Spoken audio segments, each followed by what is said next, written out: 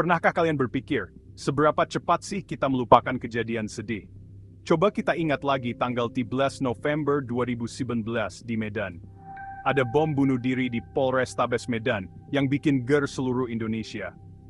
Mungkin banyak dari kita sudah lupa ya, padahal kejadian ini punya banyak pelajaran penting.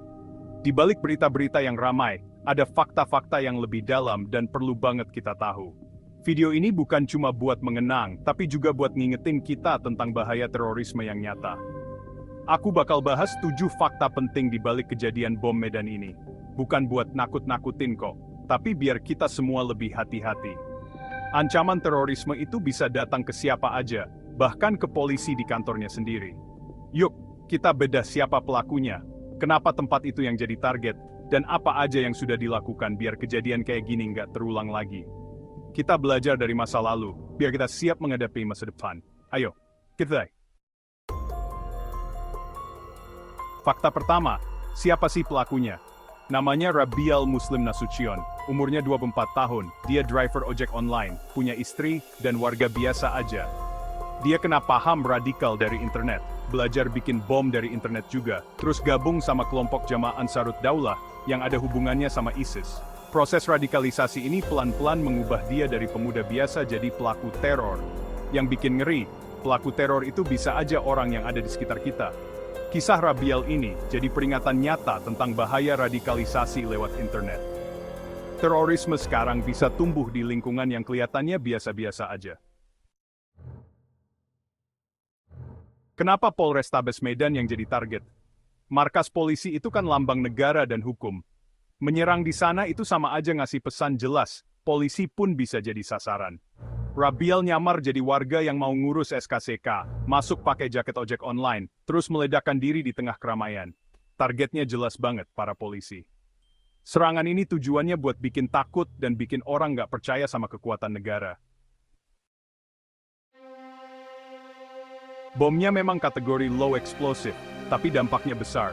Rabial meninggal di tempat, 6 orang luka, 4 polisi, 1 pekerja harian, 1 warga sipil. Banyak barang rusak, suasana jadi panik. Ledakan ini ninggalin trauma yang dalam, nggak cuma luka fisik aja. Markas polisi yang seharusnya aman malah jadi simbol kalau kita ini rentan. Trauma dan ketakutan jadi warisan dari kejadian ini. Respon polisi cepat banget. Daerah itu langsung disterilkan. Tim Gegana dan Densus Daplam langsung bergerak nyisir lokasi dan ngejar jaringan pelaku. Semua jalan ditutup, penyelidikan dimulai dalam hitungan menit. Kapolri langsung kasih perintah buat bertindak tegas. Respon ini nunjukin kalau polisi siap menghadapi ancaman teror. Masyarakat justru bersatu, bukannya malah terpecah belah.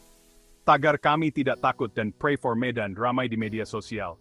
Tokoh masyarakat, tokoh agama, dan pemuda semua mengutuk aksi terorisme ini. Banyak karangan bunga dan dukungan moral mengalir ke Polrestabes.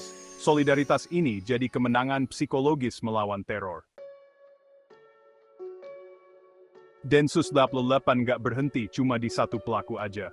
Kurang dari 24 jam, jaringan Rabial mulai terungkap. Istrinya dan puluhan orang lain ditangkap, semuanya terkait JD.